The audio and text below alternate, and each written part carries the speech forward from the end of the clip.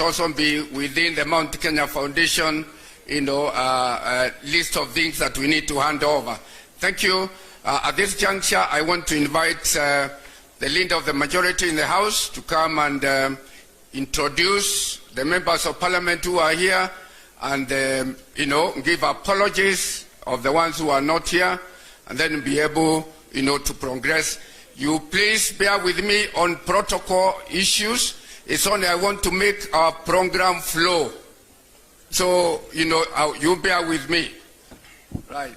Thank you very much, Titus. Our chief guest, Honorable Prime Minister Raila Odinga.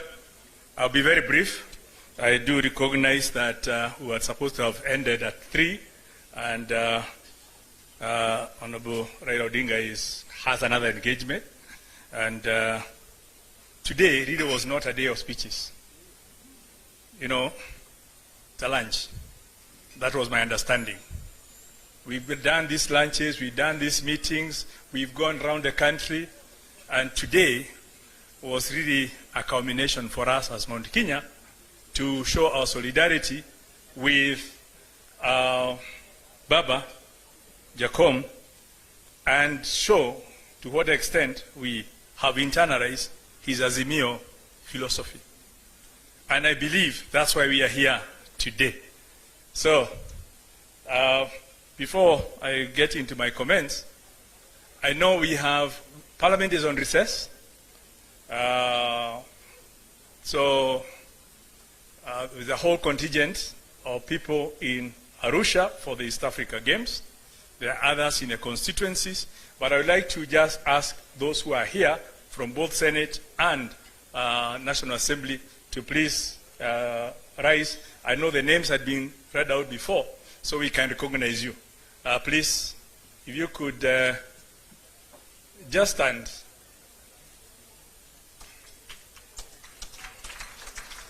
I can see some are still stitching. Yeah? Yeah? Yeah. So I just want you to, people of Mount Kenya, I want you to recognize this group specifically. We can say so many things here, we can do so many things, we can show so many aspirations. But until all these things we are doing are translated into law in Parliament, they mean nothing. And the people who have that responsibility is your members of Parliament. There are things we take for granted. And I know, and I was speaking on behalf of the members of Parliament.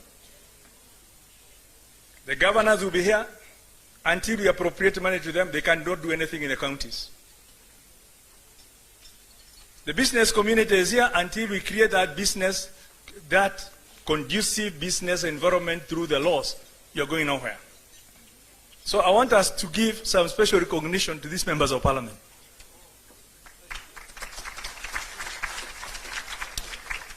As we are speaking today, there are some critical bills we have in Parliament. And I was just talking to my colleague in Senate, the Honorable Rengo. These members of Parliament will have to sacrifice their holidays to come back to Parliament to pass some laws to facilitate some of the things we are aspiring here to do. So, talk to your member of Parliament nicely. Honorable Junet, is that true? Talk to your member of Parliament in whichever constituency you come from. So that when we can call them to come for a special sitting, let them be there so that we can fast track some of the laws that we need to push some of this agenda we have here and others forward. And I think that's why my special appeal to you is that. Be that as it may, I think Mount Kenya, for once, we don't have a candidate from Mount Kenya. We are hardworking people. We are agrarian. We are business people. We need our interests taken care of.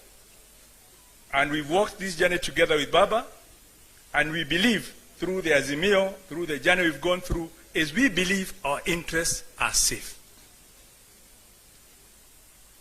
However, I want to ask ourselves, I sent you first to go and talk to your members of parliament. And I want to be very candid here. As a people of Mount Kenya, your interests will not be safeguarded by Baba alone.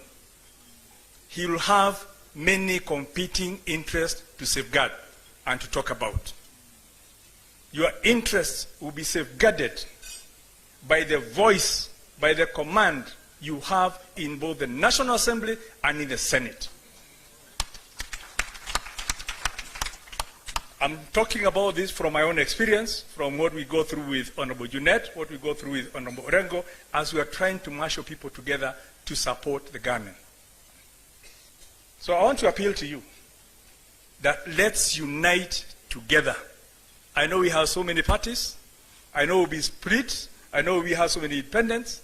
But let's have our voting bloc together so that as we go to Parliament, we can have a solid bloc of voters from Mount Kenya that we can then say we will support the agenda of Baba together, and we will also protect the interests of Mount Kenya together. If we don't do that, we'll be back to where we've been in the past. And I don't want to go there. So Baba, I want to congratulate you. When you started this journey, many people expected that you'll be asking His Excellency the President to take you to Mount Kenya, to introduce you to the people of Mount Kenya. You told the people, I have friends in Mount Kenya, I'll go to Mount Kenya on my own.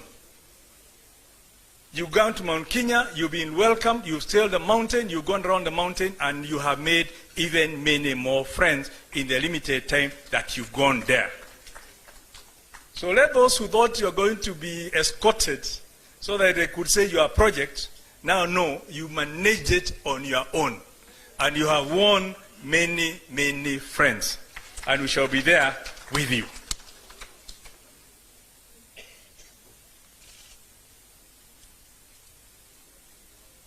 We believe that the Azimio movement dovetails with our own interests, creating that conducive environment for us to do business. On Friday, Jacob will be there with you as you come to the climax of the Azimio movement. But we want to encourage you. It's time. The time is now ripe for you to declare your candidature so that we can now move life to the next level. So we can go looking for votes. We can now go looking for votes for you rather than just promoting Azimio. And we want to encourage you on Friday. Take Azimio